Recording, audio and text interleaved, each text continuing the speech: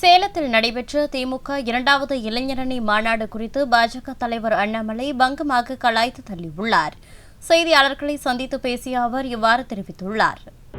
பாரதிய ஜனதா கட்சியை மட்டும்தான் எதிர்த்துச்சு. ஏன்னா திமுகவுக்கு தெரியும் இது பாரதிய ஜனதா கட்சியினுடைய காலம். மக்கள் பாரதிய ஜனதா கட்சியின் பக்கம் வந்து விட்டார்கள்.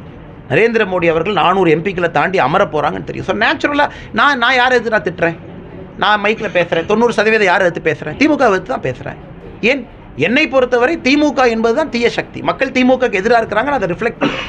அதனால் இன்னும் இல்லை, தொடர்ந்து பாரதிய ஜனதா கட்சி எதிர்த்து தான் பேச போகிறாங்க. காரணம் திமுகவுக்கு தெரியும் இது பாரதிய ஜனதா கட்சியினுடைய காலம், மோடி ஐயாவினுடைய காலம். தமிழக மக்கள் அனைவரும் மோடி ஐயாவின் பக்கம் வந்து விட்டார்கள். அதை திமுக எதிர்த்து தீர்மானம் போடுறாங்க. அது தீர்மானத்தில் புதுசு என்னென்ன?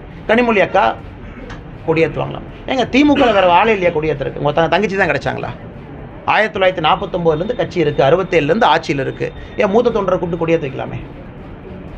தங்கை அவர்கள் கொடியேற்ற, அண்ணன் அவர்கள் மேடையில் இருக்க, அண்ணன் மகன் அவர்கள் முழங்க, அப்புறம் குடும்ப ஆட்சியில் இருக்கக்கூடிய உறுப்பினர்கள் புகழ் பாட, துதி பாட, இனிதாக இளைஞரணி மாநாடு இனிதாக நடந்து பெறுது அப்படின்னு ஒரு கடன் சொன்னீங்கன்னா முடிஞ்சு போச்சு.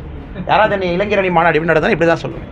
தங்கை கொடியேற்ற, அண்ணன் மேடையில் இருக்க, அண்ணன் மகன் முழங்க, குடும்ப ஆட்சியில் இருப்பவர்கள் அவர்கள் குரல் கொடுக்க, இனிதாக பிரியாணியோடு இளைஞரணி மாநாடு சிறப்பாக நடந்து முடிந்தது அப்படிங்கிறத நியூஸில் என்ன நியூஸ் ரீடரை வச்சா இப்படி தான் நான் படிப்பேன்.